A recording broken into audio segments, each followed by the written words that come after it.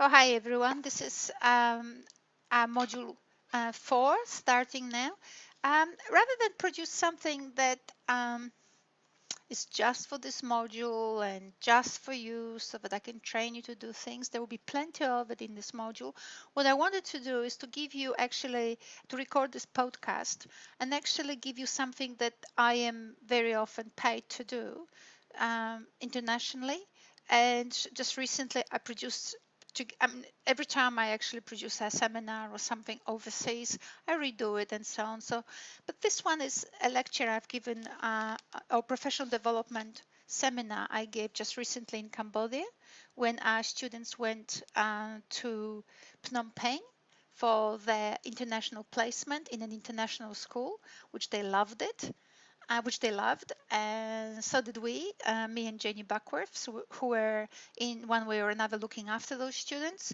So it was an amazing experience, and as I might have mentioned before in this unit, our university normally pays for these things, like we pay cash to schools when they accept our students, but this time we basically changed it because the school is run by a person who actually is my ex-student.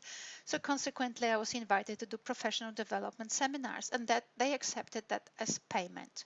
So one of the seminars I gave was on the concept of difference. So you will be hearing everywhere about differentiated classrooms and so on.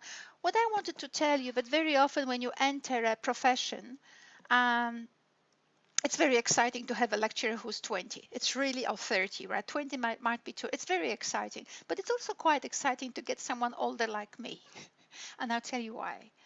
Because a 20-year-old or 30-year-old lecturer would be wonderful with the excitement, with the new things and so on. And I truly look forward to people like this. But at the same time, when you get someone like this, we might have some innovation. Well, I hope I do. But what we also do, we are able to actually provide you with a little bit of perspective. Now, I've been long enough in the discipline, and I have actually been mentored by people even older than me to tell you how differentiated classrooms actually evolved. So when you enter the discipline today, you might think, oh my goodness, that's the hottest thing on the planet. Well, actually, no. It is actually a diluted concept and in the poorest way that I can think of. And the reason why I want to talk to you about it today is that you actually understand um, a bit more about your profession, but more what it means to understand your students or actually understand why you don't understand or might never or rarely understand your students, right? Just like some of you might have children and you know that what's in a child's head and what's in your head are two different worlds. Right. So what I want you to do to gain from this podcast is a little bit of a few understandings that are not in textbooks, because textbooks usually in literacy are written by linguists, and that's actually a sad thing. Because imagine if the whole life that you lead is based on one experience. That would be a very poor life. And that's what happens to linguists. They basically studied one system. Here's a verb, here's this, and then now and then think that they can actually understand the text through the linguistic categories, right? As if you could understand your child through a category of measuring their height, right? Height is real. Some of us are shorter, some of us are taller, but you can't understand a person on the basis of their height. Just one category doesn't give you the multidimensionality of aspects which form a person. So the same happens with literacy. Literacy very often, no, not literacy very often, all the time, or most of the time actually, because there are now attempts from neuroscience to actually enter education and especially literacy and numeracy in order to actually give future teachers or current teachers some understanding what actually happens with students' brains as they study. Not that education is very much interested in it and what is happening, which is something that I have actually articulated with my master students. So not all of them were my students, but some of them were. In the paper on direct instruction, education has actually run itself into a corner. Blind corner. We're not actually knowing what we're doing. The government is criticizing us. The AITL is coming up with weird statements and requirements, which actually multiply your workload, not necessarily resulting in the quality of teaching, which is what ITIL claims you do. But if you continuously spend your time on proving why you're good, as opposed to going and contacting your mentors, your lecturers, your universities, and so on, and investing in innovation, right? What will happen? You'll become a bureaucrat, which is a sad thing. Anyway, so this is the long introduction, which took 5 minutes. What I wanted to say is the differentiated classroom came from, as far as I know, right? And I'm not old enough to tell you when it started, but say from the 80s and probably the 60s. Actually, some concepts came from working with deaf people, basic and other sort of disciplines in France and so on. But basically, the idea is that we're all different. There you go. There you go. All that 6 minutes of introduction just to tell you that we're all different, right? And you can say, well, Anya, well, now the question is, what does this mean? So then the discipline of technology, as computers actually improved, the discipline of technology and education has formed, and people were thinking that they could use technology in order to empower a student, right? To give them tools to now actually, in a self-directed way, explore what makes up things, right? And what it means to them. So that was the 80s, the 70s, and the 80s was exciting time until the technology really improved. It became really everywhere. And those early contribution to the field of technology in education were were definitely diluted because people didn't understand what it means to be different, right? What the difference implies. Obviously, they could have read up and so on, but it's hard. Those readings are hard. Today, it's a bit easier because neuroscience comes up with, videos and stuff on YouTube that you can actually tap into if you dare to open. But you know that education does not open those videos, right? So you'll be hard pressed to find a textbook in literacy that actually looks into the meaning of the concept of difference. Oh, obviously, you'll say Howard Gardner. Howard Gardner, first of all, was hijacked by education. Probably Howard Gardner, he's now in his 80s. He's still teaching in Harvard. But he probably didn't mean half of the things he was said to mean. But still, the idea that we have different skills or different strengths doesn't tell you how to work with them. So basically, my claim is education doesn't understand what difference is. There are no papers written on the concept of education, on the concept of difference. But we have differentiated classroom. Plenty of stuff done and written on differentiated classroom. But let us have a look how it is done. All right.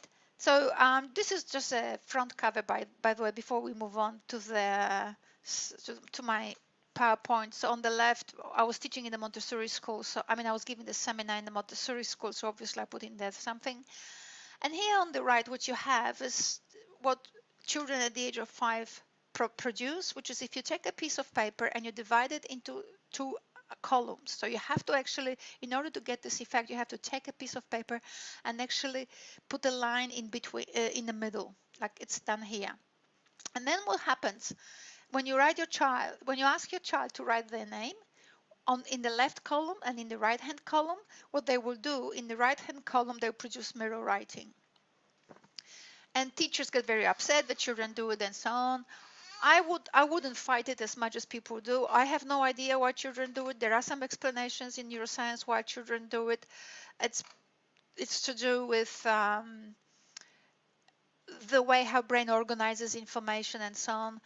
I just still wouldn't fight it. I think it just goes away naturally because obviously we would be showing children, we'll be giving children ways and tools for them to see that writing happens from the left to right, at least in English. We should also give them tools for them to actually explore that some writing happens from right to left. And it will be done in this module.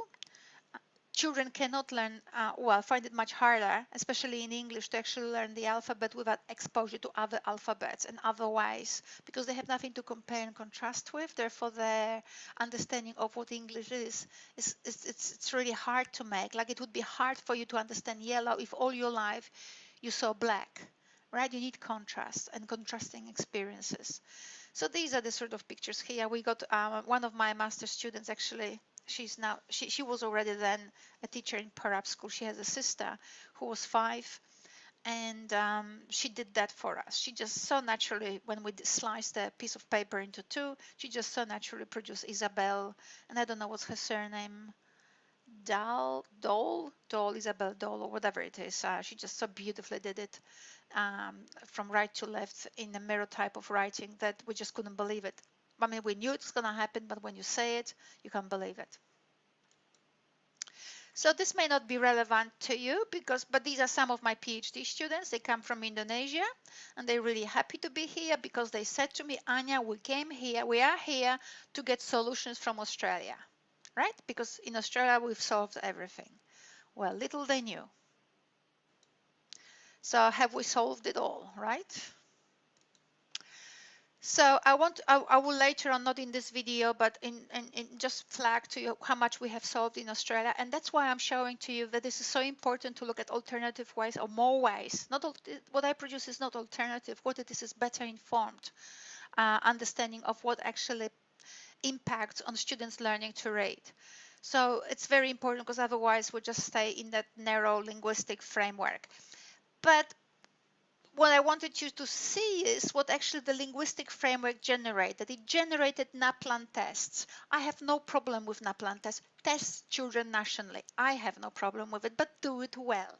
But they haven't done it well, and we will probably look somewhere, probably in module 6, at how they do it and how not only it's counteractive, it can actually stop children from learning to spell, because when you introduce little children to a lot of mistyped things, and if you don't remember at the same time that children internalize what's out there, you will not know, of course, that as you produce in front of children examples, or they don't give them just 1 or 2. I was hoping that'd be just 1 or 2, but it's like 30 examples of typos. What do you think a child whose brain is geared to internalize what they see, what will the child do? It will internalize all these mistakes. So, I mean, you can hear the passion from me, but there's not enough of helplessness that I can express through this podcast to you of what we've been doing to children in literacy area. So basically here, there is a child who has just gone through the NAPLAN test, and look what I marked it in red. This is from a book on NAPLAN testing. I have actually probably already in module 3 highlighted this book, and you have a reference to it. But here it is what actually a child was reported to have said. He said, Mom, I couldn't do any of it. I couldn't understand any of the questions. I'm dumb. I'm dumb. I'm dumb. I'm dumb.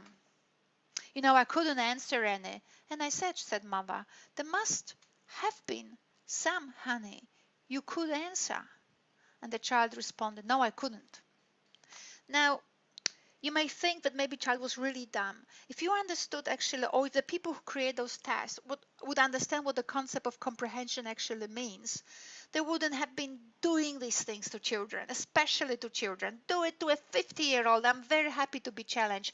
But why would you want to challenge a 7-year-old, or pardon me, a 9-year-old? Why would you want to do that? Would you do it to your own child? If you wouldn't do it to your child, why would you do it to 500 of them or 5,000 of them? And then they come up with this stuff, which is what you probably will get, and probably somewhere you will see is the way to do. Now, what gets me is that I'm paid here. I'm not paid a lot of money, like billions, but I'm not paid $50,000 to teach you either per year. I'm paid what, 100,000? 120? I don't know. I don't look at these things. The point is I'm not going hungry, and I drive a beautiful car. So someone pays for me to do research and to do thinking and to teach you well, and yet when the education department needed a method for teaching literacy, what did? They scoured the world only to come up with a local teacher who said, well, I do Now, what was it? I do, we do, you do. I mean, why pay me? Sack me down. Get that guy, make him do record podcasts like I do and teach you how to teach literacy. I mean, that's it. They found this method. Look at for yourself how they did it. I think that whether here or somewhere else, I basically explain exactly, because this is from this book where they actually report how they did it. They needed some justification. They found this guy who's not a PhD, who's not a researcher. He just did it himself. And now we have a Simon Says as a method of teaching reading. Brilliant. Brilliant. Why do we need universities? In fact, some people have already asked, why do we need them when we have a method already? Just do it. So some of you will have more time to give a bit of more critical thought to what I'm saying today. Some of you just want me to get on with life and just give you the method in order to pass the assignment. It's all cool. I don't mind. Obviously, I prefer that you engage critically in it, because at the end of the day, you don't have a responsibility to me. The assignment really doesn't matter. If you pass, you will be a teacher. Who cares whether you pass? You probably will pass. I've said it before. The likelihood of you not passing, it's small, and it will only happen when your assignment is totally just bad. Don't want to engage? Don't engage. Point is, it's your skills and your face at stake. You'll be there in the classroom and you will want to have some rewards. So these are the sort of things I suggested to the people where I was giving the seminar, but I wanted them to actually what I wanted to achieve as a result of the seminar. So, you know, I was asked there to talk about differentiated classrooms and so on. And I found this book, and I know this woman, Carol Ann Tomlinson. She had textbooks I actually used quite widely around literacy programs in universities. So I thought, gee, I'll have a look what she's writing on differentiated classroom, and look what she says.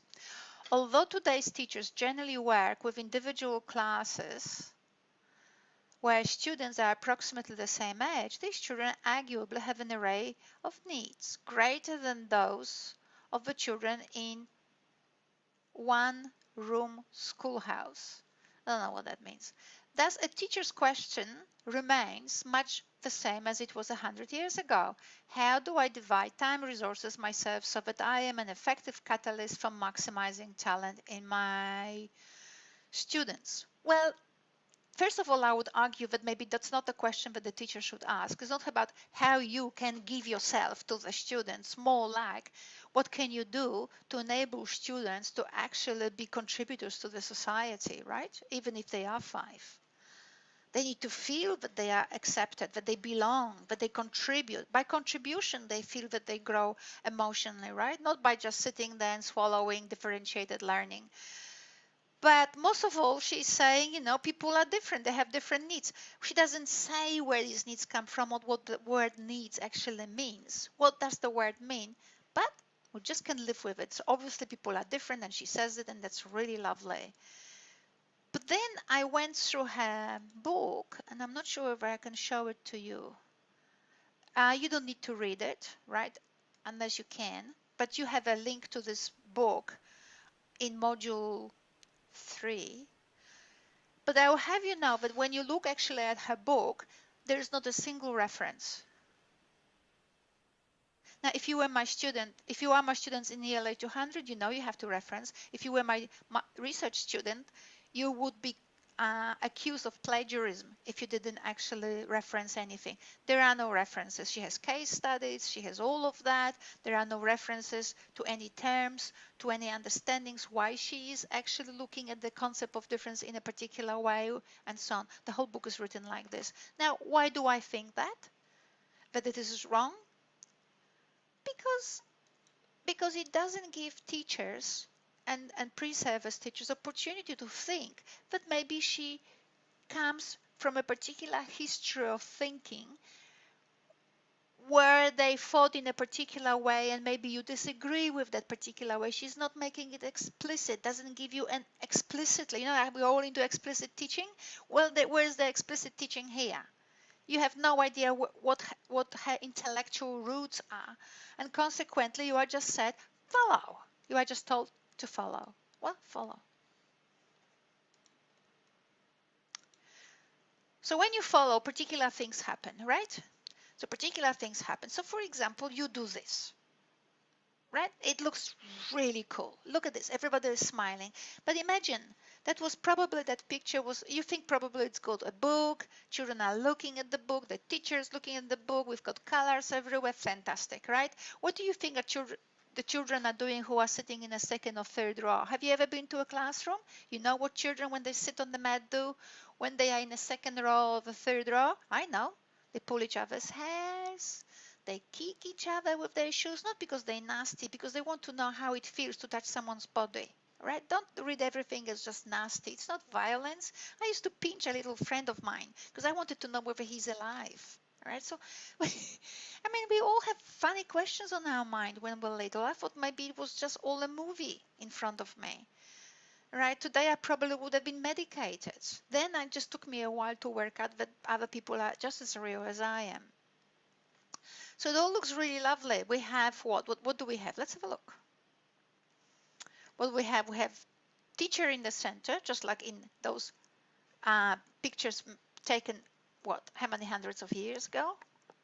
So that red square, I think that my cursor is not being recorded, so I can't point to you. But that square in the middle, so you can see those blue rings, and then you can see the square in the middle. The square in the middle is not the teacher, it's the book. Every child is staring at the book. One book. And what the teacher is doing is, so here the teacher in this graphic is represented by this,